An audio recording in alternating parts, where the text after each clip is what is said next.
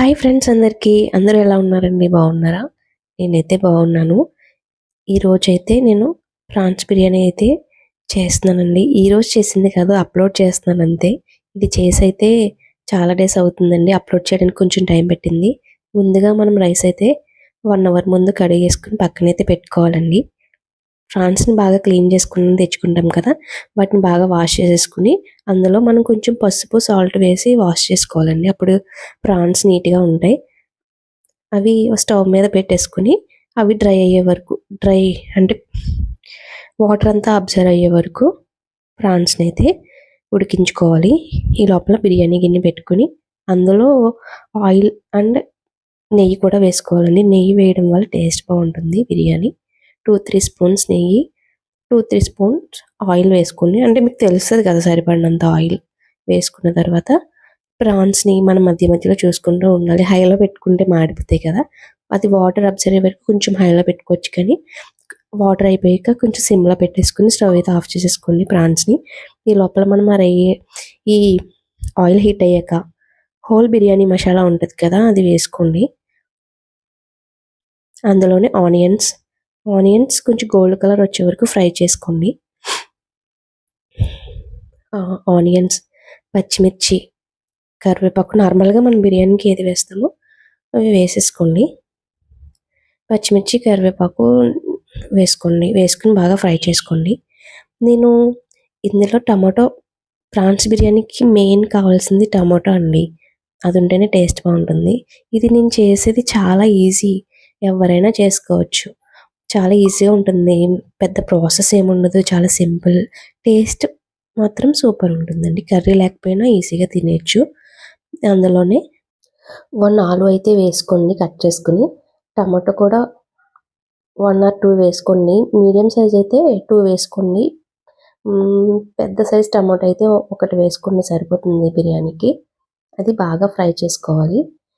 ఇది ఇది బాగా ఫ్రై అయ్యాక అందులోనే అల్లం వెల్లుల్లి పేస్ట్ కూడా వేసుకోవాలండి.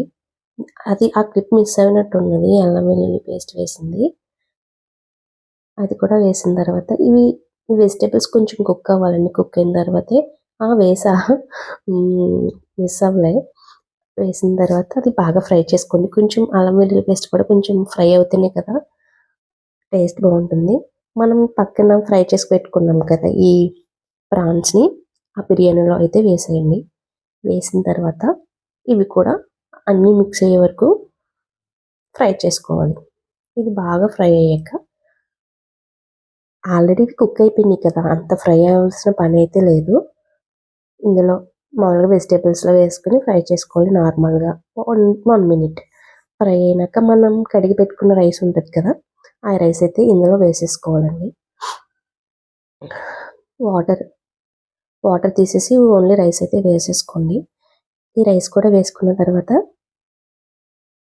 ఒకసారి కలుపుకొని ఇందులో సరిపడినంత సాల్ట్ ఆల్రెడీ మనం ప్రాన్స్‌లో అయితే కొంచెం పసుపు, సాల్ట్ వేసాం కదా! మీకు చూసుకొని అయితే వేసుకోండి. మరీ ఎక్కువ వేసుకుంటే మళ్ళీ టేస్ట్ పోతది కాబట్టి చూసుకొని అయితే సాల్ట్ అండ్ పసుపయితే ఇంక వేయాల్సిన అవసరం లేదండి. ఆల్రెడీ మనం ప్రాన్స్‌లో వేసాం కాబట్టి ఫ్రై చేసుకోండి. చేసుకున్న తర్వాత ఇందులోనే నేను బిర్యానీ మసాలా కూడా వేసేస్తా. ఈ రైస్‌లోనే. ఆ రైస్‌కి పడుతది కాబట్టి.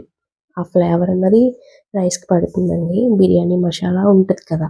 మీరు ఏదైతే యూజ్ చేస్తారో నార్మల్‌గా అది వేసుకోండి. నేను ఆర్చీ అయితే యూజ్ చేస్తా బిర్యానీ మసాలా.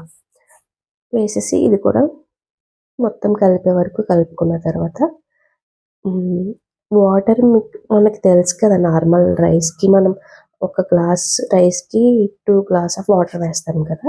అలానే వేసేసుకోవాలి. దీనికి బాస్మతి రైస్ కూడా వాడొచ్చు కానీ, టేస్ట్ అయితే నాకు నార్మల్ రైస్ టేస్టే బావుంటదండి. మనం రైస్ వండుకుంటాం కదా! ఆ రైస్ అయితేనే ప్రాన్స్ బిర్యానీకి నార్మల్ రైస్ అయితేనే బావుంటది.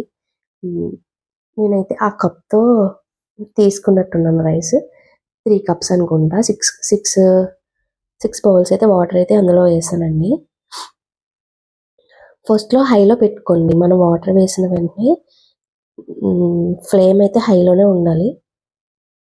ముందే సిమ్‌లో పెట్టుకుంటే రైస్ అంతా ఇంకా అలానే ఉంటదండి.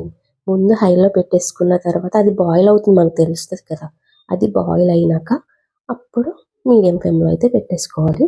అది బాగా దగ్గరికి వచ్చాక అప్పుడైతే సిమ్లో పెట్టుకోవాలి. అంతే అండి.